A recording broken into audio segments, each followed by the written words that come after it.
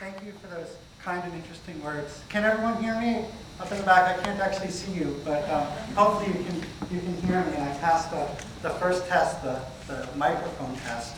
I'm actually going to start with a disclaimer in the form of a story.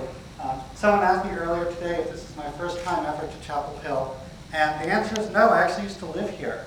A little known fact, I lived here until I was about 4 or 5. So I know the area well.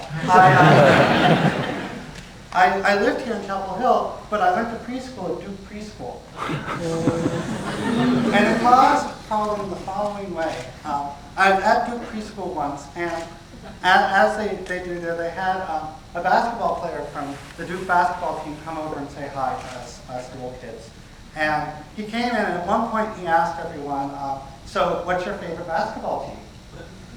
And I was too young yet. It was a good preschool, but I hadn't yet learned the lesson that discretion sometimes is the better part of valor. So when it came to me, I said, North Carolina.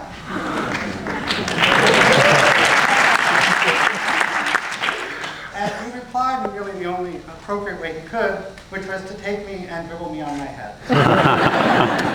So if my presentation doesn't necessarily make as much sense as you were expecting, that's why. So I just wanted to start with that. But welcome all of you here. I am very pleased to be able to speak with you about Google, kinds of the things that we are doing, and the ideas that we have about what might happen in search, the area of information over the next century. I'm not going to start out by telling you the themes of the talk. I'll get to that as it goes along, and we can see that in retrospect how some of my first slides kind of tie together. I'm going to start by talking about our past, and we can see how those tie together with our future and the ideas that we have about our future. So the next slide. I have the clicker myself. I don't know how to use that. I clicked on something. Did something happen? Do you know how to actually make your own something? Technology is really tricky.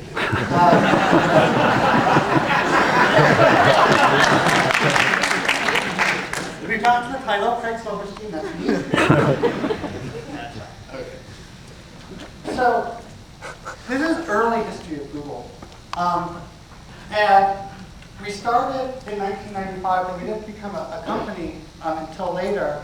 And Google started with academic research. It was an academic project that eventually became a company. And the issues that we were facing were the problem of getting a handle on the web. The web was already quite big then. It's not nearly as big as it is today, but it's already quite big. And we were having trouble really understanding it, trouble visualizing it, trouble getting our arms around it.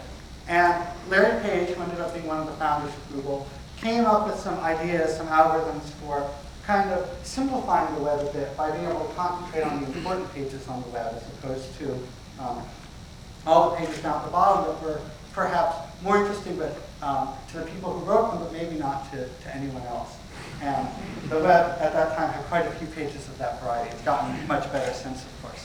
The technique that he developed called PageRank was very successful, and it was very successful at kind of identifying the kinds of pages that were very interesting to people, that people visited a lot, that people linked to a lot. And he realized that not only was this good for visualizing the web, for understanding the web, it was also useful for searching the web, because your search results could be much better if you focused on the pages that people were interested in rather than the pages that people were not.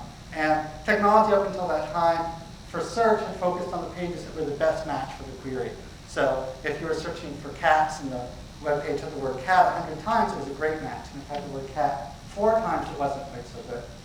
By having this idea of importance, the for cat page could leap to the top if it were a really important page, a page that people had indicated previously through the links they had done and so forth that they were interested in.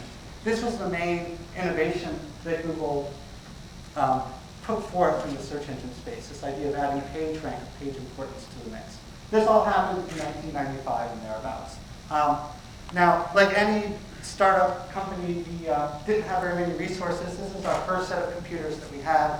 That is the entire computing resource of Google in 1995. We now have tens of thousands of computers all throughout the world, none of which look like this, but we don't forget our roots. one way in which they don't look like this. I don't know if you guys can see, but up on top of one of those computers is something that looks like it's made out of Legos. People see that? It's not actually made out of Legos, and let me tell you why.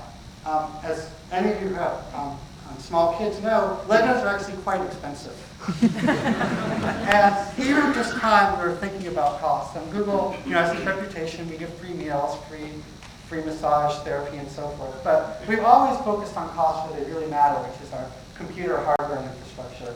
And we weren't willing to put out the big money for the Legos. We certainly weren't willing to put out money for like a real hard drive case, which is what that is. There are hard drives inside there. So we went to Costco and we got generic Legos. And that's what those are. And it turns out that there actually is a difference between generic Legos and real Legos in terms of quality. And we came in one day and we found the whole Lego case on the floor broken into little pieces. And that taught us another important lesson early on, which is sometimes it pays to spend more in the short term in order to get the quality that you need. So right from the beginning we had these important lessons.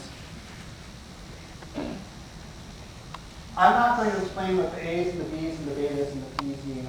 Those of you with the math inclination can read this formula and perhaps figure it out for yourself. This is Larry's original idea about page importance in mathematical form. And what we did is we ended up with this big equation that we had to solve, so we needed all that computing power that you saw there in order to solve this equation to figure out what number to assign each web page and so forth.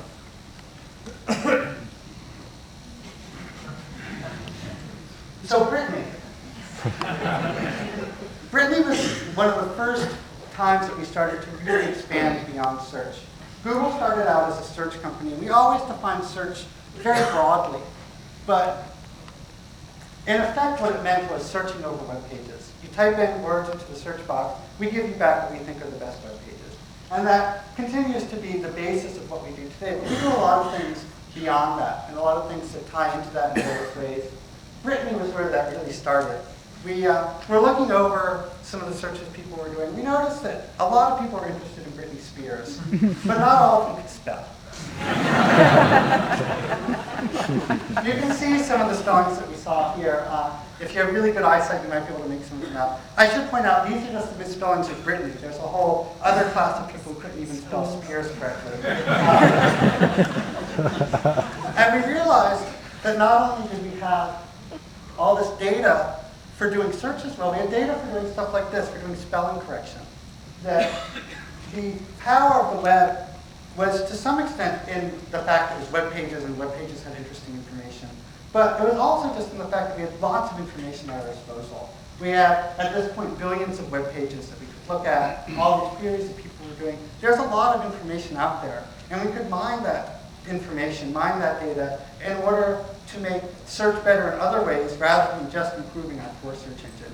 In this case, we came up with all these spellings of Britney Spears that people were doing, and we offered a correction to the correct spelling, which you can see up top in blue.